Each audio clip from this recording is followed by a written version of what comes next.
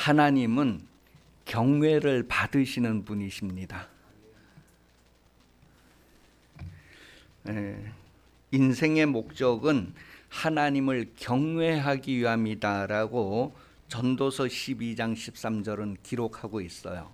그러니 하나님이 사람을 지으셨는데 그 사람을 지으신 목적은 하나님을 경외하게 하려 합니다. 그것이 인생의 본분이다. 그렇게 성경은 말하고 있습니다. 또 말라기서 2장 5절 말씀에 보면 하나님을 섬기게 구별하신 레위인들에 대한 이야기를 기록하는데 같이 읽어봅니다. 말라기서 2장 5절 레위와 세운 나의 언약은 생명과 평강의 언약이라 내가 이것을 그에게 준 것은 그로 경외하게 하려 함이라 그가 나를 경외하고 내 이름을 두려워하였으며. 하나님께서 여러분을 세상에서 하나님을 섬기는 이들로 구별하신 것은 경외하게 하려 합니다. 그 인생으로 태어나서 하나님을 경외하지 않는다면 그 목적 없이 그냥 파기되어지는 그런 존재가 되는 것이죠.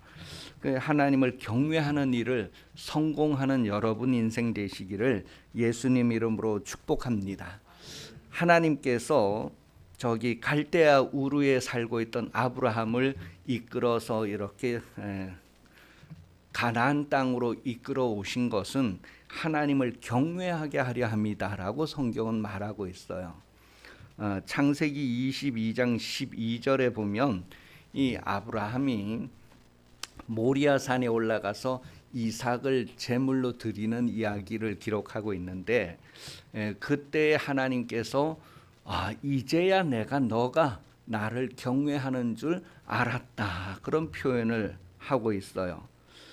그러니 여러분 삶에 있어서 하나님을 경외하는 인생, 그것은 세상의 다른 것을 더 귀하게 여기고 아끼고 사랑하는 것이 아니라 하나님의 말씀을 그대로 받아서 이루는 것이 하나님을 경외하는 것이다. 그런 것을 아브라함을 통하여서 우리에게 보여주고 있습니다. 그와 같이 하나님께서 세상에 살고 있는 여러분을 구별하시고 불러주신 것도 바로 하나님을 경외하게 하려 합니다. 우리가 어떻게 하나님을 경외할까 했을 때에 하나님의 말씀을 그대로 이루는 인생으로 경외하는 모습을 우리에게 보여주고 있습니다. 여러분 인생이 그렇게 하나님의 말씀과 깊이 관련이 있는 인생을 살 수 있기를 예수님 이름으로 축복합니다.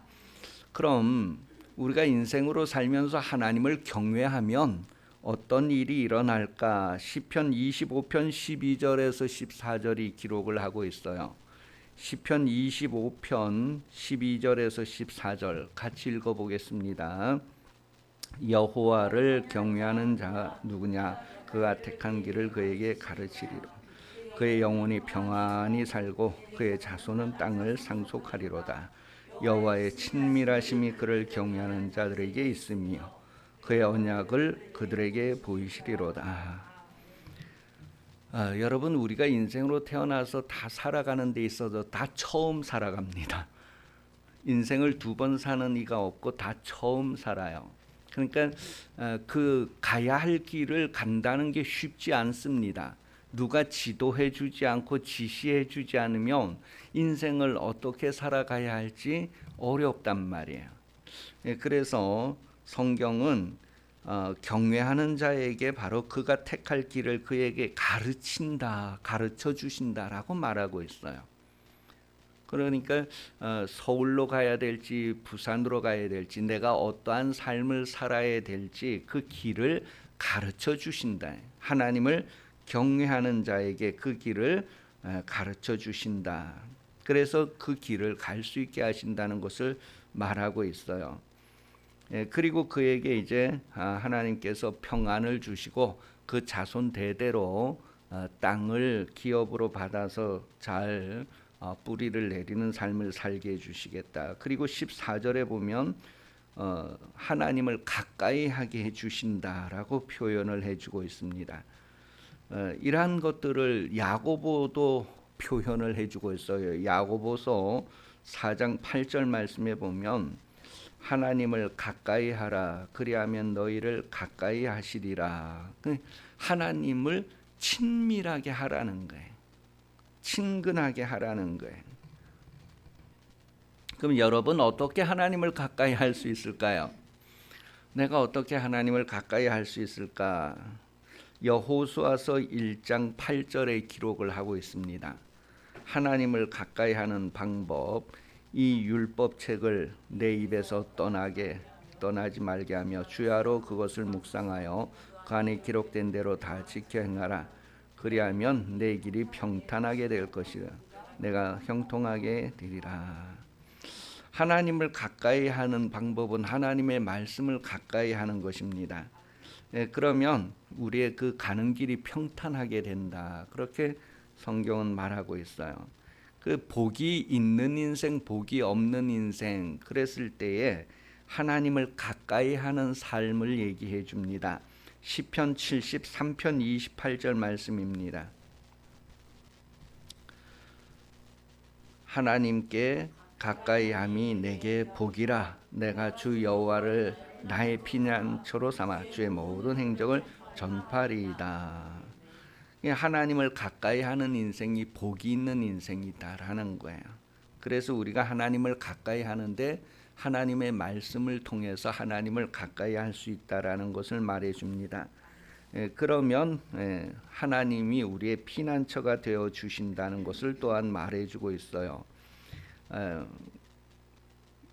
우리 인생으로 살면서 우리의 피난처, 우리를 편안하게 해주는 곳이 어디일까 했을 때 가정집을 얘기해 주는 거죠. 1차적으로 우리가 육신적으로 그렇게 어머니 품이 이렇게 피난처가 되고 안전한 처소가 되고 그 다음에 우리의 집이 제일 편안고 안전한 처소가 되고, 그런데 그것을 우리가 좀 더 이렇게 생각해 보면 하나님 품이 가장 안전한 피난처다.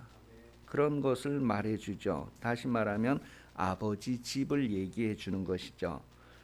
그런 피난처를 하나님이 마련해 주신다라는 것을 성경은 말해주고 있어요. 성경에서 피난처다 했을 때 그 피난처의 의미는 하나님이 마련해 주시는 안전한 곳이다라는 의미를 얘기해 주는 거예요. 그러면 하나님께서 마련해 주시는 안전한 곳 그랬을 때는 바로 하나님이 나와 함께 하시는 처소를 얘기해 주는 거죠. 임마누엘의 처소를 얘기합니다. 근데 찬송가 438장의 가사에 보면 내 주 예수 모신 곳이 그 어디인가 하늘나라, 그런 고백을 하게 되는 거예요. 그래서 항상 내가 하나님과 함께 하고 있는 자리가 바로 피난처고 안전한 곳이 된다고 하는 것. 그래서 하나님은 여러분과 영원히 함께 하시는 분이다라는 것을 성경을 통해서 우리에게 알게 해주고 있다는 거예요. 내가 어디를 가든지 아골골짝을 지난다 할지라도 하나님이 나와 함께 하신다라고 하는 고백을 하게 되는 것이죠.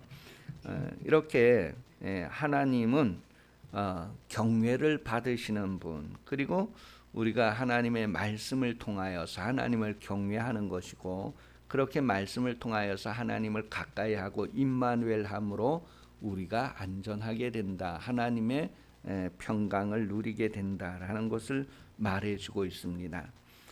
성경은 이 우리 평생에 유익한 책이다라는 것을 말해줍니다. 신명기 17장 19절 말씀에 보면 성경은 우리 평생에 가까이 해야 될 것을 말해주고 있어요. 평생에 자기 옆에 두고 읽어 그의 하나님 여호와 경외하기를 배우며 이 율법의 모든 말과 이 규례를 지켜 행할 것이라. 신명기 17장 19절 말씀에 보면 우리 평생에 옆에 놓고 읽어서 가까이 해야 할 말씀을 말해주고 있어요. 그래서 성경을 배우고 성경을 가르치는 삶을 사는 여러분이 되기를 예수님 이름으로 축복합니다. 여러분이 성경을 배우는 시간을 가져야 되고 또 성경을 가르치는 삶을 시간을 가져야 된다.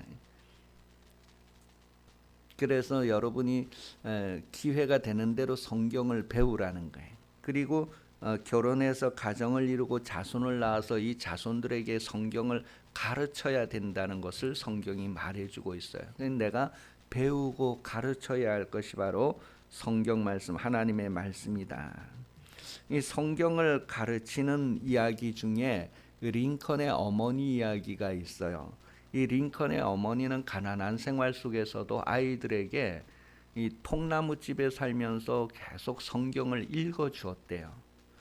이 성경을 계속 읽어 주었대.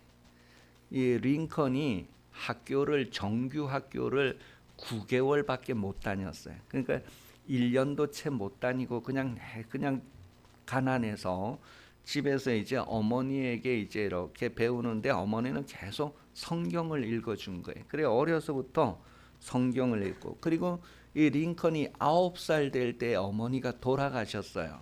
그 어머니가 돌아가시면서 마지막 유언으로 남겨준 게 너는 성경을 가까이 하고 약속을 지키는 사람이 되라. 성경을 가까이 하고 약속을 지키는 사람이 되라. 그게 어머니의 유언이었어요. 그러니까 링컨은 그의 삶 과정에서 계속해서 이 어머니의 교훈을 늘 기억하고 살았단 말이에요. 그래서 이제 그가 대통령이 되어서도 늘 성경을 읽고 그 기도하는 삶을 통해서 백악관을 기도실로 만들었다, 그렇게 표현을 할 정도로 말씀과 기도의 삶을 살았던 인물이다라고 역사가 우리에게 알려주고 있습니다. 그리고 미국의 이제 그 처음 대통령 때부터 이렇게 성경에 손을 얹고 하나님이여 나를 도우소서, 그렇게 시작된 게 이제 대통령 선서하는 그 전통이 되어서 하나님의 약속과 그 신실함에 의존하는 그런 미국을 오늘까지 이루고 있다는 거예요. 그 여러분, 성경책이라고 하는 것은 우리 평생에, 하나님의 말씀은 우리 평생에 유익한 책이다, 말씀이다라는 것을 성경은 말하고 있어요. 사람들이 가끔은 어디 가서 도움을 받을까 그랬을 때에 성경은 우리에게 도움이 되고 유익이 되는 책이다라는 것을, 그래서 성경에 많은 보화가 있다는 것을 신앙을 가지지 않은 사람들도 그것을 캐내려고 하고 부러워하고, 그래서 다 서재에 보면은 이렇게 성경책이 꽂혀 있다고 하면 어느 정도로 이렇게 아주 품격이 있고 존귀한 그런 수준을 드러내는, 그렇게 성경은 영향력이 있는 책이다라는 것을 말해줍니다. 사람에게 필요한 것이 무엇일까? 우리 사람에게 필요한 건 많이 있겠지만 하나님의 말씀이 필요하다는 것을 성경은 말해줍니다. 이 동물과 사람의 많은 차이를 이야기할 때 뇌에 대한 이야기를 해주고 있어요. 사람과 동물의 많은 차이가 있는데 제일 중요한 차이는 바로 하나님의 말씀과 관련한 차이란 말이에요. 하나님께서 사람과는 그 말씀을 직접 이렇게 연결해주고 그 말씀으로 계속 소통하시는 그런 분이다라는 것을 성경이 말해줍니다. 그래서 하나님의 말씀으로 계속 하나님과 소통하면서 만물과 소통하도록 하나님께서 우리 사람을 동물들보다 더 존귀하게 해주신 것은 바로 말씀의 관계라는 것을 말해주고 있어요. 이 사람은 태어나서 이렇게 성장하는 그 평생에 환경의 영향을 많이 받는다고 해요. 환경의 영향을.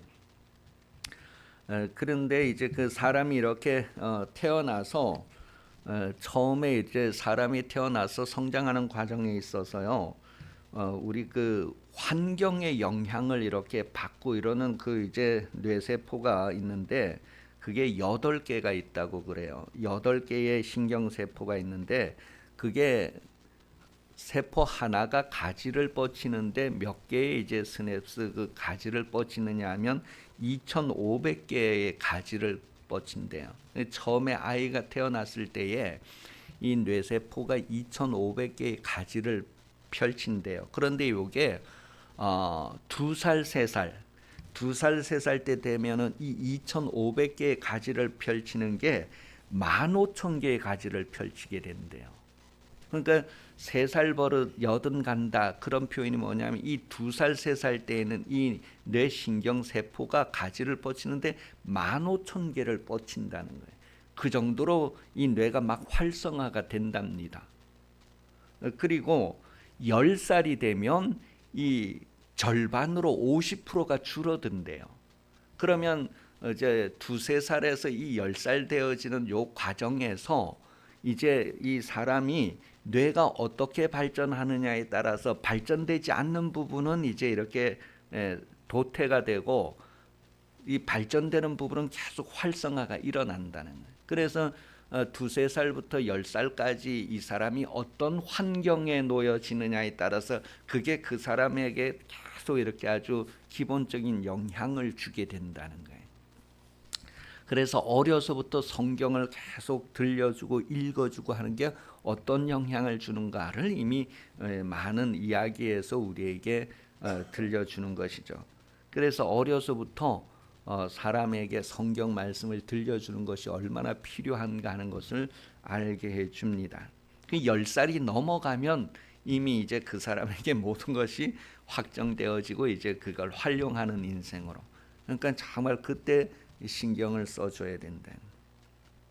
오늘 성경 말씀을 보면 모든 성경은 하나님의 감동으로 된 것으로 교훈과 책망과 바르게 함과 의로 교육하기에 유익하니 성경은 유익하다는 거예요. 먼저 유익한데 첫 번에 교훈을 얘기해 주고 있어요. 이 교훈은 사람은 가르침을 받아야 하는 존재라는 거예요. 이 뇌가 활성화되는 데 있어서 도움을 받아야 된다는 것을 얘기해. 이 뇌가 그냥 가만히 이렇게 활성화되는 것이 아니고 가만히 있으면 짐승의 수준이 되고 마는 거예요. 그냥 사람이 똑같이 육체가 있고 이제 이렇게 해서 짐승의 수준이 되는데 이 짐승과 다른 차이가 무엇이냐면 교훈을 통하여서 그 차이를 일으키는 것을 얘기해 주는 거예요. 그래서 디모데후서 4장 3절에 보면요. 디모데후서 4장 3절 때가 이르리니 사람이 바른 교훈을 받지 아니하며 귀가 가려워서 자기의 사욕을 따를 스승을 많이 둔다. 그렇게 기록했어요. 바른 교훈을 받지 아니해서 귀가 막혔다. 그런 표현을 해주고 있어요. 바른 교훈을 받아야 된다니 사람은. 이게 바로 교훈을 얘기해요. 바른 교훈을 받아들이는 거예요. 그래서 그 바른 교훈의 환경의 영향을 사람이 받게 된다는 거예요. 그래서 2-3살에서부터 10살까지는 이 교훈이 필요하다니 바른 교훈을 받아야 된다니. 그런데 이 바른 교훈이 주어지지 않으면 그냥 짐승의 수준이 되는 거예요. 이게 교훈이 얼마나 가르쳐야 되는 게 얼마나 중요한가. 사람과 동물의 차이가 바로 거기에서 난다는 것을 말해주는 거예요. 바른 건전한 건강한 교훈 그것을 얘기해요. 그럼 이 바른 교훈이 무엇인가를 디모데전서 6장 3절에서 5절을 통하여 우리가 알게 됩니다. 디모데전서 6장 3절에서 5절 누구든지 다른 교훈을 하며 바른 말 곧 우리 주 예수 그리스도의 말씀이라고 했어요. 이게 바른 게 뭐냐? 그 바른 교훈에 무엇을 가르쳐야 될까 했을 때 그 바른이라고 하는 말의 그 설명이 바로 우리 주 예수 그리스도의 말씀이다라는 것을 지금 디모데전서에서 말해주고 있는 거예요.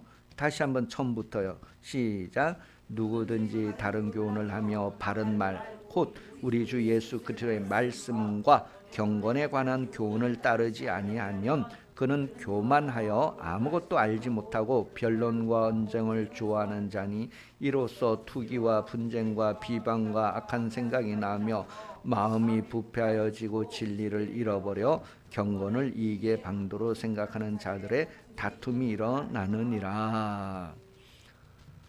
그러니까 여러분 하나님의 말씀이 없는 사람은 다 다투고 싸우고 분쟁하고 그렇게 하면서 그냥 이제 멸망해 가는 것이 되죠. 하나님의 말씀의 교훈을 받아야 하는 것이 얼마나 중요한가, 그것이 유익하다라는 것을 성경은 말하고 있어요. 만물이 말씀으로 지어졌기 때문에 그 만물을 다스리고 지배하기 위해서는 뭐예요? 우리가 말씀으로 교훈을 받아서 양육을 받아야 된다는 것을 말해주고 있습니다. 그게 두세 살에서부터 10살까지의 환경이 되어주는 건 너무 중요하다는 것을 얘기해주고 있어요. 그러니까 사람들이 성경을 몰라도 3살 버릇이 80까지 간다는 것을 그냥 이 육신의 삶의 경험을 통해서도 그런 얘기를 하는 건데, 우리는 성경을 통하여 그걸 아주 명확하게 알고 와, 이렇게 영향력을 만들어줘야 되는구나 하는 것을 알게 되는 거죠. 그 다음에 두 번째는 책망이 유익하다는 것을 얘기해주고 있어요. 이 성경은 사람을 책망하는 데 있어서 유익하다라고 말하는 거예요. 이 책망이라고 하는 말의 의미가 뭐냐면 바로잡기, 정정, 그런 뜻이에요. 바로잡아준다는 거예요. 책망이라고 하는 단어의 의미가 바로잡아준다, 고쳐준다, 정정해준다, 그런 의미예요. 이 사람은요, 미혹을 받아서 어그러진 길을 가게 되어 있어요. 저절로. 그냥 자연스럽게 사람은 미혹을 받아서, 유혹을 받아서 어그러진 길을, 굽은 길을 가게 되는 것이 자연스럽게 그렇게 된단 말이에요. 그렇기 때문에 책망이 꼭 필요하다. 책망이 유익하다. 반듯한 나무가 되기 위해서는 책망이 필요하다는 거예요. 예레미야 14장 10절. 예레미야 14장 10절 말씀을 보면 여호와께서 이 백성에 대하여 이와 같이 말씀하시되 그들이 어그러진 길을 사랑하여 그들의 발을 멈추지 아니하므로 여호와께서 그들을 받지 아니하고 이제 그들의 죄를 기억하고 그 죄를 벌하시. 하나님이 그들을 받아들이지 않으신대. 그게 뭐냐면 그들이 어그러진 길을 갔기 때문이다라고 말하고 있어요. 그 대신 이제 빌립보서 2장 15절을 우리 한번 확인을 해보시죠. 빌립보서 2장 15절은 일반적인 그 삶의 어떤 모습을 보여줘요. 시작. 이는 너희가 흠이 없고 순전하여 어그러지고 거스르는 세대 가운데서 하나님의 흠 없는 자녀들로 세상에 그들 가운데 빛들로 나타내며. 어그러지고 거스르는 세대라고 하는 건 이 세상 풍조를 따르는 모습을 얘기해줘요. 이 세상은 자연스럽게 그냥 그렇게 간다는 거예요. 그런데 그런 가운데에서도 우리가 하나님의 자녀로 세워지기 위해서는 바로 이렇게 책망하는 게 필요하다는 거예요. 정정해주고 고쳐주는 게 필요하다는 거예요. 그래서 두세 살부터 10살까지 요 때는 이거 고쳐주는 거가 너무 중요하다는 거예요. 고쳐주는 거. 근데 이때 그 사람들이 이게 아이들한테 그 중요한 시기에 그냥 아이들을 하나의 그 좀 너무 이렇게 표현하나요? 그 장난감처럼 취급을 해가지고 막 그 뭐 흉내 내고 막 애들 막 이렇게 자기 따라하는 거에 대해서 막 기뻐하고 막 이렇게 하면서 이렇게 하는, 그게 얼마나, 그래서 아이들 앞에 행동을 함부로 하면 안 되는 중요한 시기가 바로 그런 거예요. 그런 환경을 만들지 않아주는 거예요. 자, 그 다음에 이제 유다서 1장 10절에서 11절까지 한번 보십시다. 유다서 1장 10절 11절 잘 봐요. 시작. 이 사람들은 무엇이든지 그 알지 못하는 것을 비방하는도다. 또 그들은 이성 없는 짐승같이 본능으로 아는 그것으로 멸망하느니라. 화 있을진저 이 사람들이여 가인의 길을 행하였으며 싹을 위하여 발람의 어그러진 길로 갔으며 고라의 폐역을 따라 멸망을 받았도다. 여기서 이성 없는 짐승, 그렇게 두 번째 줄 끝 부분에 나오죠. 화면에 보면 잘 보세요. 이성 없는 짐승, 그 표현의 뜻이 뭐냐면 알로고스라고 하는 원어인데, 알로고스 그 뜻이 뭐냐면 로고스가 없는 상태를 얘기해요. 로고스가 없는, 이성 없는, 다시 말하면 하나님의 말씀이 없는. 사람과 짐승의 차이는 하나님의 말씀이 있느냐 없느냐, 그 차이가 되는 거예요. 그래서 그냥 육체의 삶을 살고 끝나느냐 아니면 그 말씀으로 신령함으로 변화되느냐, 그런 차이란 말이에요. 베드로후서 2장 12절. 베드로후서 2장 12절.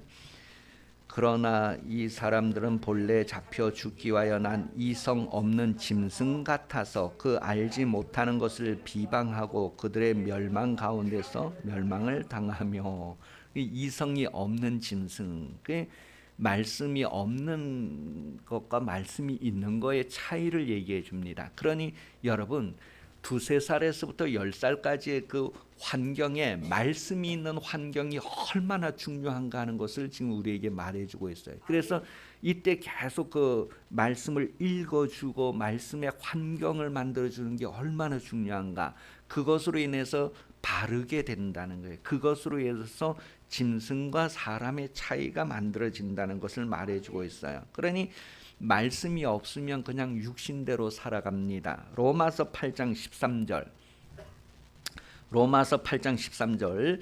너희가 육신대로 살면 반드시 죽을 것이로되 영으로서 몸의 행실을 죽이면 살리니. 그래서 책망을 하는 거예요. 바르게 고쳐주는 것을 얘기하는 거예요. 하나님의 말씀의 바른 교훈과 책망으로 그것이 유익하다는 것을 지금 말씀드리는 거예요. 그래서 짐승이 되게 하느냐 사람이 되게 하느냐 짐승이 되게 하느냐 사람이 되게 하느냐. 그래서 우리가 책망해서 바로 잡아주고 사람이 되게 해야 된다는 것을 말해주고 있어요. 사람은 하나님의 말씀을 받은 자를 말하는 겁니다. 사람은 사람이 사람 도리하기 위해서는 하나님의 말씀을 받아들여야 되는 거예요. 그래서 짐승과 사람의 차이는 바로 말씀으로 양육을 받았느냐 받지 못했느냐 그 차이입니다. 말씀으로 양육을 받았느냐. 그러니까 여러분이 계속해서 말씀의 가르침을 받아야 되고 또 내가 말씀을 가르쳐야 되는 것을 성경은 얘기해 주고 있습니다. 이스라엘 백성들에게 계속해서 말씀을 배우라고 하고 말씀을 가르쳐야 된다. 그게 평생 계속 이루어져야 될 것을 성경 말하고 있어요. 그 다음에 이제 바르게 함. 그때 그 바르게 한다는 것도 역시 교정해 준다, 개선해 준다 그런 의미로서 똑바로 세운다, 다시 바로 세운다, 회복, 복구의 의미를 얘기해요. 또 좌로 가면 또 바로 세우고 우로 가면 또 바로 세우고 하는 게 좌로나 우로나 치우치지 않도록 바른 길을 가게 하는 것이 바로 하나님의 말씀인데 어렸을 때에는 그런 환경이 필요하다는 것을 얘기해 줍니다. 그 유익한 환경을 얘기해 주는 거예요. 그 다음에 의로 교육해야 된다. 그렇게 표현할 때 그 의로움, 의를 얘기하는데 그 의의 의미가 무엇이냐면 그의 의무를 이행하는 자의 상태, 그의 의무를 이행하는 자의 상태, 하나님께 받아들여질 수 있는 조건, 그런 뜻이란 말이에요. 그 사람이 하나님께 받아들여질 수 있는 조건, 사람이 그 하나님께 받아들여지는 사람이 어떤 사람이냐 했을 때 그의 의무를 이행하는 자다. 이게 약속의 관계에서 하나님이 약속을 지키고 사람도 약속을 지키고 하는 그 관계를 얘기하는 거예요. 그랬을 때에 사람은 다 의로운 자가 아무도 없었는데 하나님이 일방적으로 의로움을 나타내셔서 그 하나님을 믿는 사람들, 그 하나님을 받아들이고 영접하는 사람들에게는 하나님의 의를 인하여서 의롭다고 인정해 준다는 내용을 로마서 3장 25절과 26절에 기록해 주고 있어요. 로마서 3장 25절 26절. 이 예수를 하나님이 그의 피로써 믿음으로 말미암아 화목제물로 세우셨으니 이는 하나님이 길이 참으시는 중에 전에 지은 죄를 관가하심으로 자기의 의로우심을 나타내려 하심이니 곧 이때 자기의 의로우심을 나타내사 자기도 의로우시고 또 예수 믿는 자를 의롭다 하려 하심이라. 그래. 모든 사람이 치우쳐서 말씀을 떠났을 때 하나님은 혼자 그 약속을 이행하셔서 의를 나타내셨다. 그리고 그 하나님을 믿는 사람들을 의롭다고 인정해 주신다.